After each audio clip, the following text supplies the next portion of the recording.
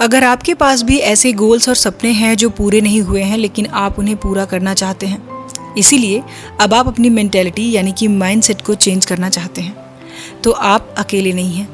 इस दुनिया में 92% ऐसे लोग हैं जो हर साल यही कहते हैं कि वो अपने गोल्स को डिसाइड करेंगे और उन्हें अचीव करेंगे, लेकिन वो कभी उसे पूरा नहीं कर पाते।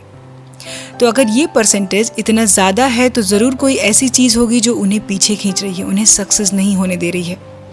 अब इससे पहले कि हम ये जानें कि उन्हें कौन सी चीज़ें, कौन से हर्डल्स रोक रहे हैं, आइए पहले उन 8% लोगों पर बात करते हैं जो अपने गोल्स को पूरा कर लेते हैं, ताकि हम ये बेहतर तरीके से समझ सकें कि ये हायर अचीवमेंट पाने वाले लोग क्या अलग करते हैं। और ये कोई स्पेसिफिक कैटेगरी नहीं है, ये 8% लोग लाइफ के हर एरिया से आते हैं, वो कोई भी हो सकते हैं, लेकिन उनमें सिर्फ एक ही चीज़ कॉमन होती है, वो है higher progressive mindset and mentality. Guys, सच तो ये है कि आप चाहे जैसे भी हैं, कहीं से भी बिलोंग करते हों, लाइफ में जो चाहिए उसके लिए आपके पास ऑप्शन सेलेक्ट करना, अपनी मेंटालिटी को इफ़ेक्टिवली चेंज करने और उन्हें पाने की कैपेबिलिटी हमेशा होती है। और ये डिसाइड करने का एक परफेक्ट तरीका ये है कि आपको अपनी मेंटालिटी को चेंज करने की ज़रूरत है या नहीं। इसके लिए एक क्वेश्चन का ऑनेस्टली आंसर दीजिए कि क्या आप अपने गोल्स को अचीव कर पा रहे हैं और अपने सपनों को जी पा रहे हैं। जवाब जो भी है, बस उसी के अकॉर्डिंग आपको डिसाइड करना है कि आगे क्या करना है। तो चलिए आज के वीडियो में उन 7 वेज़ के बारे में बात करते हैं जो हाईली इफ़ेक्टिव हैं, और इसके लिए आपको कोई बहुत एडिशनल एफर्ट की ज़रूरत नहीं पड़ती, लेकिन ये आपके लिए बहुत ही यूज़फुल होते हैं। लेकिन वीडियो को स्टार्ट करने से पहले एक छोटी सी रिक्वेस्ट है गाइस कि अगर आप मेरे चैनल पे पहली बार आए हैं तो चैनल को सब्सक्राइब कर लें, क्योंकि यहाँ पर आपको ऐसी ही वैल्यूएबल वीडियोस देखने को मिलती रहती हैं। सो अपना सपोर्ट बनाए रखिए। आइए वीडियो को शुरू कर लेते हैं। तो सबसे पहले accept that your thinking need adjusting. हम सबके पास ऐसे गोल्स और सपने होते हैं जो हमारी उम्मीद या फिर एक्सपेक्टेशंस के अकॉर्डिंग पूरे नहीं हो पाते, और जब बार बार ऐसा होता है तो हम सोचने लगते हैं कि हमें क्या बदलने की ज़रूरत है।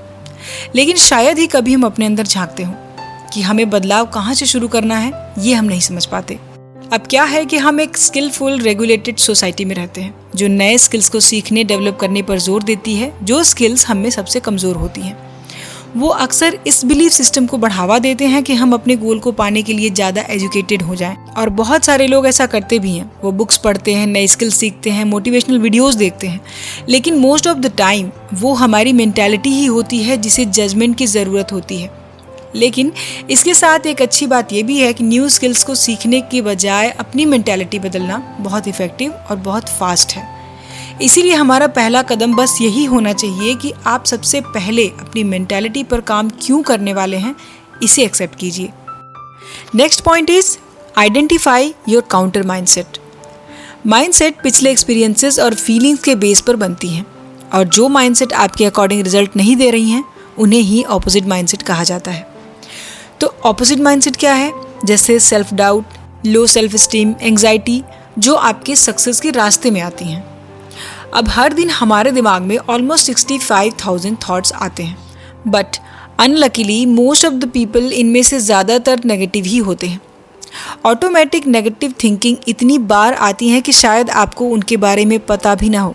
फॉर एग्ज़ाम्पल, जब कोई आपका मजाक उड़ाता है, कोई काम जो आपको ईजी लग रहा था बट आप उसे कर नहीं पाए, दूसरों से उम्मीद रखना, ऐसे में आपके मन में जो फीलिंग्स या थॉट्स आते हैं वो नेगेटिव ही होते हैं। हम उन्हें बाई एफर्ट नहीं सोचते, ये बस हमारे रिएक्शंस होते हैं उस मोमेंट में। हम सभी के पास ऑटोमेटिक नेगेटिव थिंकिंग होती हैं, और अनजाने में हम इन्हें अपनी लाइफ में ऐड कर लेते हैं और हॉबी बना लेते हैं, और उन्हें अपने सपनों को बर्बाद करने देते हैं। जैसे जब हमारी इनर वॉइस हमें कहती है कि मैं उससे बात नहीं करना चाहता, या फिर मैं इतना स्मार्ट नहीं लगती हूँ, मेरा वेट ज़्यादा हो गया है, या फिर मैं किसी काम के लायक नहीं हूँ। ऐसे मोमेंट में पॉजिटिव बने रहना थोड़ा सा मुश्किल होता है। अपने दिमाग में मौजूद ANT यानी ऑटोमेटिक नेगेटिव थॉट्स को ख़त्म करने का तरीका है उन पर ध्यान देना। जब आप उस इग्नोरेंस या फिर इंसल्टिव आवाज़ को सुनते हैं तो ध्यान दें और पहचानने की कोशिश करें कि कितनी बार ऐसा होता है। ज़्यादातर पॉसिबल है कि आपके अनलिमिटेड नेगेटिव थिंकिंग को कुछ ही चीज़ें लिमिट कर सकती हैं। इस पर ध्यान देना एक यूज़फुल एक्ट होगा, क्योंकि हम सब किसी चीज़ को तभी बदल सकते हैं जब हम उसे एक्सेप्ट कर लेते हैं। Next tip, flip the switch.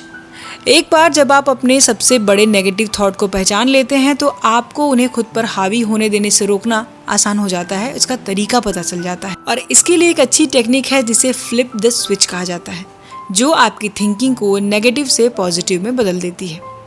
और दूसरा मेन फैक्टर है एटीट्यूड का।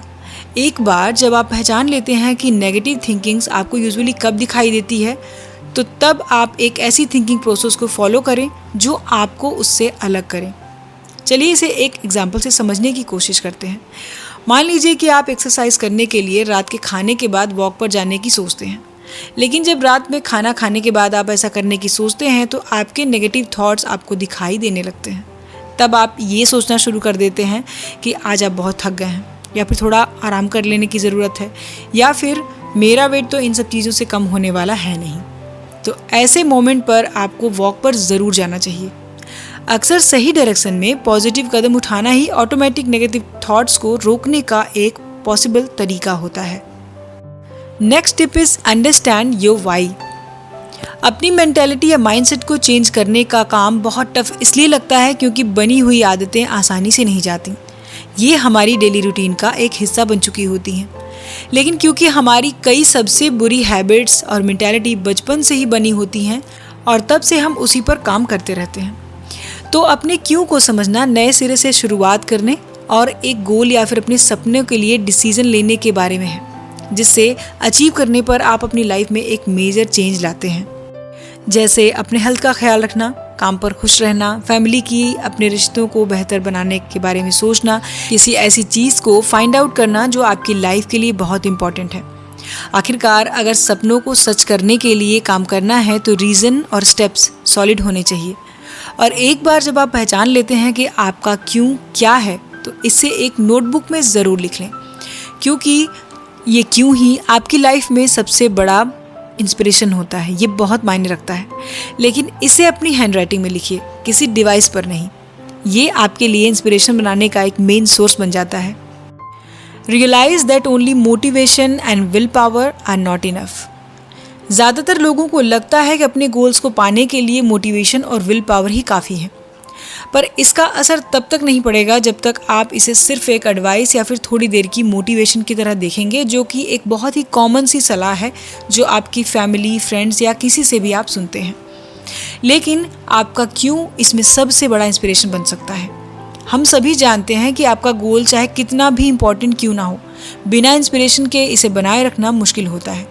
और यही वो टाइम होता है जब विल पावर काम आती है। न्यू मेंटल रिसर्च से ये पता चलता है कि विल पावर को जब आप हर बार यूज़ करते हैं तो आप अपनी मोटिवेशन को कम करते जाते हैं। यहाँ पर मेरा मतलब है कि मान लीजिए आप हेल्दी डाइट करने की कोशिश कर रहे हैं, लेकिन आपकी डेली रूटीन में कोई चेंज नहीं आता और आप एक्स्ट्रा कैलोरी वाली कुकीज़ भी लेते हैं। तब आपको क्या करना है?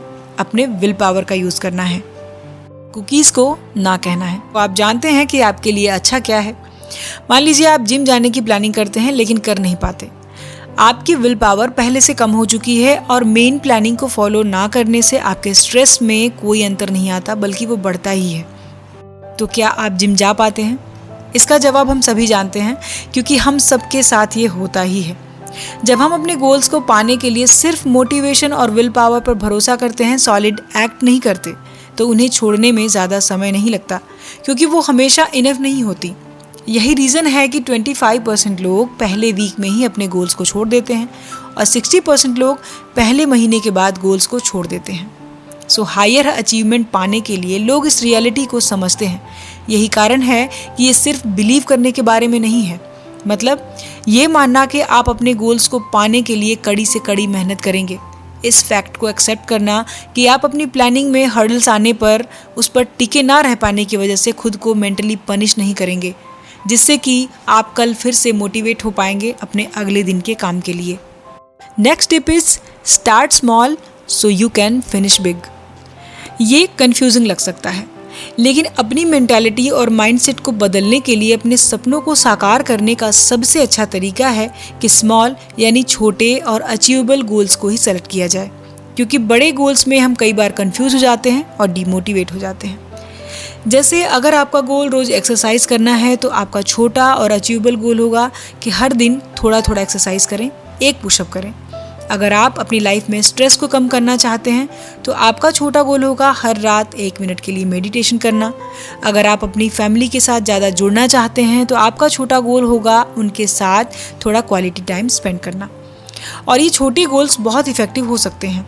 ऐसा इसलिए है क्योंकि बड़े चेंजेस को छोटे छोटे स्टेप्स की ज़रूरत होती है, जिन्हें हम हर दिन रिपीट करते हैं, और यही चीज़ें आप में मोशन पैदा करती हैं और बेहतर रिजल्ट्स देती हैं।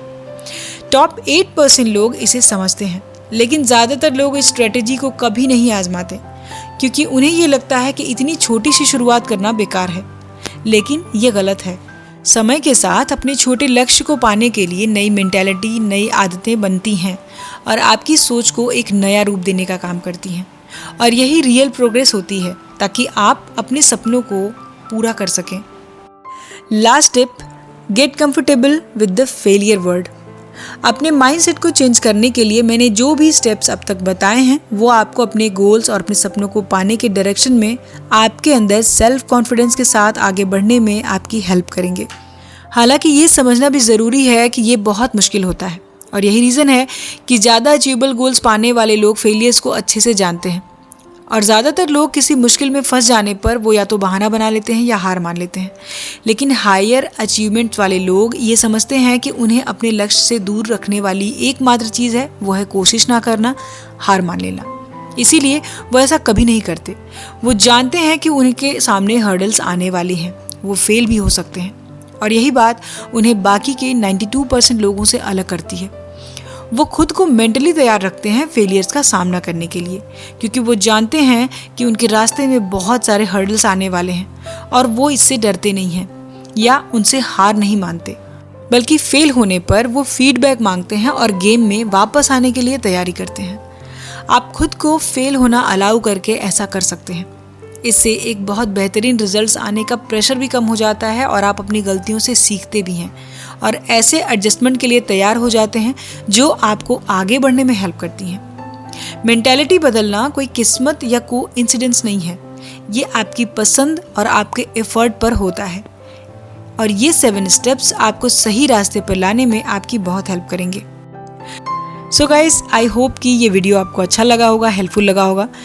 लेकिन जाते जाते मैं एक क्वेश्चन छोड़े जा रही हूँ जिसका आंसर आप ज़रूर दीजिएगा कि क्या आपके भी ऐसे सपने हैं जो पूरे नहीं हो पाए हैं और अब तक आप उसे पूरा करने में लगे हुए हैं, या फिर ऐसी कौन सी बात है जो आपको इंस्पायर करती है उस सपने को पूरा करने के लिए। अपने वैल्यूएबल थॉट हमारे साथ ज़रूर शेयर करें।